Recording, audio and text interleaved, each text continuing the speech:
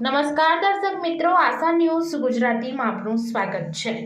સમાચારમાં વાત કરીએ તો છોટાઉદેપુર જિલ્લામાં આરોગ્ય વિભાગના 150 જેટલા કર્મચારી આજથી અચોક્કસ મુદ્દતની હડતાલ પર ઉતરી ગયા છે। રાજ્યના આરોગ્ય કર્મચારી મંડળના આદેશ અનુસાર કર્મચારીઓએ આ પગલું ભર્યું છે।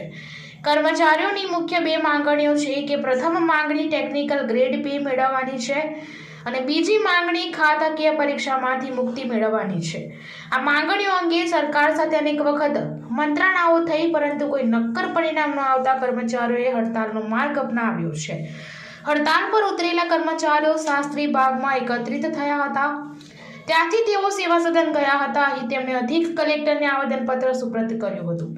આવેદનપત્રમાં તેમની માંગણીઓની વિગતવાર રજૂઆત કરવામાં આવી છે। બ્યુરો રિપોર્ટ, આશા ગુજરાતી ન્યૂઝ, છોટાઉદેપુર।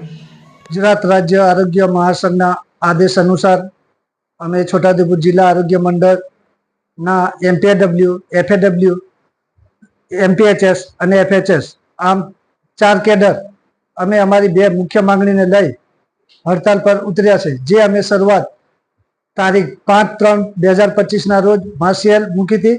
માસીએલ દ્વારા સરકારને જાણ કરી અમારા બે મુખ્ય પ્રશ્નોની માંગણી માટે, તો એનું શાંતિપૂર્ણ નિરાકરણ અમારું નહીં આવતા અમે આગળ 7/3/2025ના રોજ કામગીરી ચાલુ, રિપોર્ટિંગ બંધ નું આવેદન આપ્યું હતું। અને જે અમે કર્યું તેમ છતાં બી સરકાર તરફથી અમને સંતોષકારક નિર્ણય નહીં મળતા અમે આજે તારીખ 17/3/2025ના રોજથી છોટાઉદેપુર જિલ્લા પંચાયતના આરોગ્ય કર્મચારી તમામ 550 જેવા અચોક્કસ મુદતની હડતાલ પર જઈએ છીએ। આજ રોજ અમે છોટાઉદેપુર સેવા સદન કલેક્ટર ઓફિસને આવ્યા છીએ આવેદન આપવા માટે। રાઠવા પ્રેમલાભાઈ હરસિંહભાઈ, છોટાઉદેપુર આરોગ્ય મંડળ પ્રમુખ।